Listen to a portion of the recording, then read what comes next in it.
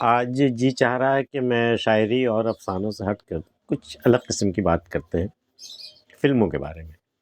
ایک مضمون ہے وشوناتھ طاؤس صاحب کا لکھا ہوا ایک مضمون فلمی دنیا کے متعلق ہے، اس کا میں ایک اقتباس پیش کرنے جا رہا ہوں۔ مجھے تو بہت خوبصورت اور بہت ہی اچھا لگا یہ حصہ، تو میں چاہ رہا ہوں کہ میں آپ کے ساتھ بھی شیئر کروں۔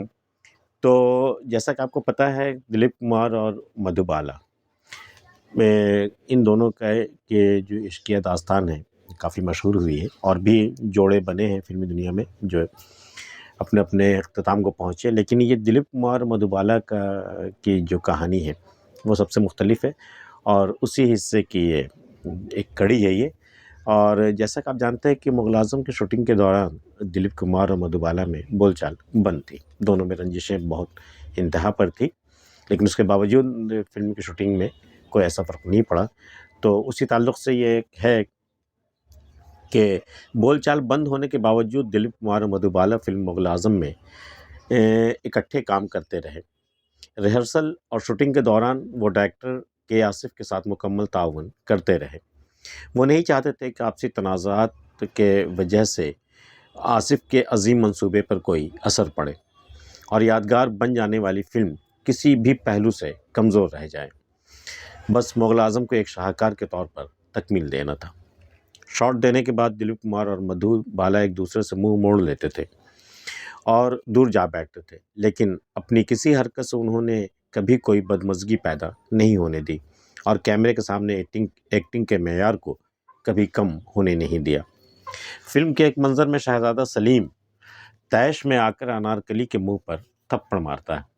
اس سین کی فلم بندی کے دوران دلیپ کمار نے اتنا زوردار تماچا مارا کہ سیٹ پر موجود سبھی افراد ہل گئے۔ خود مدھوبالا سہم گئی تھی اور اسے اپنے ہوش و حواس بحال کرنے میں کافی وقت لگ گیا تھا۔ دلیپ کمار نے یہ تماچا اپنی منگنی ٹوٹنے کا بدلہ لینے کے لیے مارا تھا یا منظر میں حقیقت کا رنگ بھرنے کے لیے، یہ کہا نہیں جا سکتا، لیکن اس تماچے نے ایک زوردار ڈرامائی منظر ضرور پیدا کر دیا تھا، جس کے باعث سنیما ہال میں سناٹا سا چھا گیا تھا۔ اگر تماچے کی ضرب اتنی گہری نہ ہوتی تو شاید یہ کیفیت دھیمی پڑ جاتی۔ مدھوبالا کو خوبصورتی اور فنکاری دونوں اعتبار سے دوسروں پر سبقت حاصل تھی، دوسروں سے وہ بہت آگے تھی اس معاملے میں، اور وقت کی کوئی بھی ہیروئن اس کا مقابلہ نہیں کر سکی۔ وہ چمکی اور اس قدر چمکی کہ لوگوں کی نگاہیں خیرہ ہو گئیں۔ نہ صرف فلم والے اس کے طرفدار ہوئے، بلکہ قدرت بھی اس پر اس قدر مہربان ہوئی کہ اسے ملکہ حسن کا رتبہ حاصل ہو گیا۔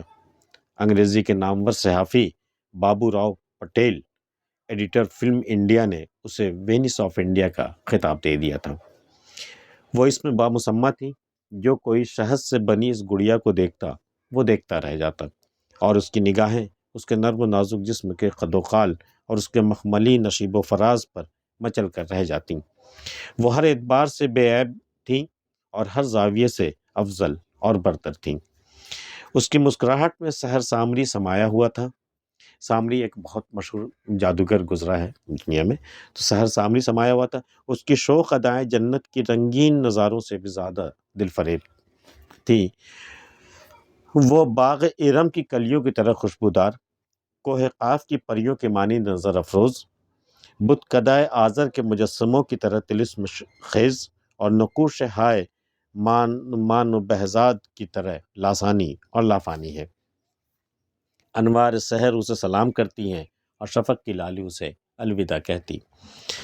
دنیا کے ہر جمال افروز منظر کو بھلا دینے کے باوجود مدھوبالا کے حسن جہاں سوز کو بھلایا نہیں جا سکتا۔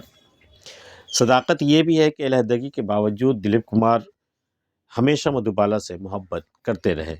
فلموں کی تاریخ میں ان دونوں کی چاہت کو ہمیشہ اہمیت دی جاتی رہے گی۔ کہانی درد انگیز ہے، لیکن یہ دہرائی جاتی رہے گی۔ ہر دور کے قلم قبیلے اسے اپنے اپنے انداز سے بیان کرتے رہیں گے۔ وشوناتھ طاؤس صاحب کا یہ چھوٹا سا مضمون آپ کو کیسا لگا ہمیں بتائیے گا، اور اگر آپ نے ہمارا چینل اب تک سبسکرائب نہیں ہے تو کر لیجیے گا۔ ملتے پھر کسی اگلی ویڈیو میں، تب تک کے لیے اللہ حافظ۔